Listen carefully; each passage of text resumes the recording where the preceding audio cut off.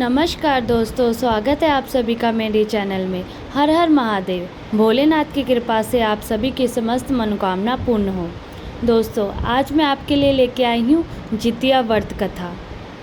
जितिया का व्रत महिलाएं अपने बच्चों के लिए करती हैं। अपने बच्चों की लंबी उम्र के लिए ये व्रत रखा जाता है और शाम को पूजा की जाती है।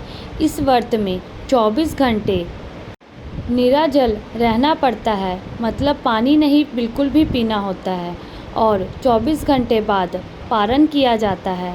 ये व्रत बच्चों की लंबी उम्र के लिए ही रखा जाता है। इस व्रत में पूजा के बाद कथा सुननी बहुत ही महत्वपूर्ण मानी जाती है।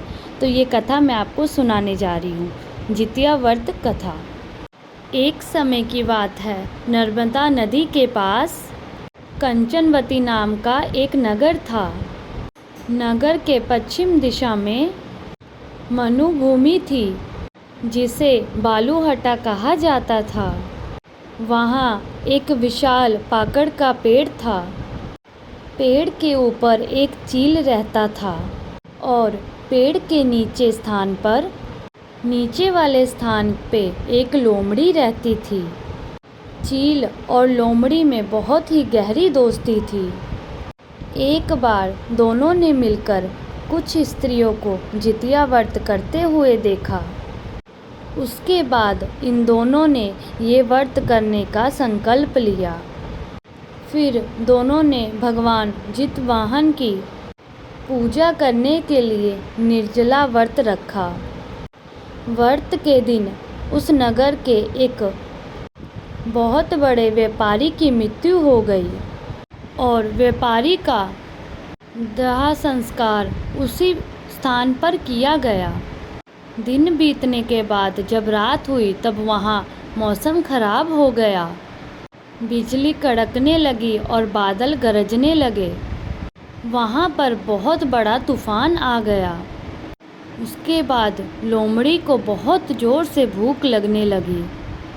मुर्दा देखकर वो खुद को रोक ना पाई और फिर उसने व्यापारी के शरीर को खा लिया, जिसके कारण उसका व्रत टूट गया। पर चील ने ऐसा नहीं किया। उसने व्रत रखा हुआ था और श्रद्धापूर्वक उसने अगले दिन व्रत का पारण किया। उसके बाद दोनों सहेलियों ने अगले जन्म में एक ब्राह्मण के घर में जन्म लिया। चील बड़ी बहन बनी और उसका नाम शीलावती रखा गया। शीलावती की शादी बुद्धिसेन के साथ हुई और जो लोमड़ी थी वो छोटी बहन के रूप में जन्मी थी और उसका नाम कपूरावती रखा गया। और उसकी शादी नगर के राजा मलाईकेतु से हुई। अब कपूरावती कंचनवटी नगर की रानी बनी। भगवान जितवाहन के आशीर्वाद से शीलावती के 7 पुत्र हुए, पर दूसरी ओर कपूरावती के बच्चे जन्म लेते ही मर जाते थे। कुछ समय बाद शीलावती के 7 पुत्र बड़े हो गए। वे सभी राजा के दरबार में काम करने लगे।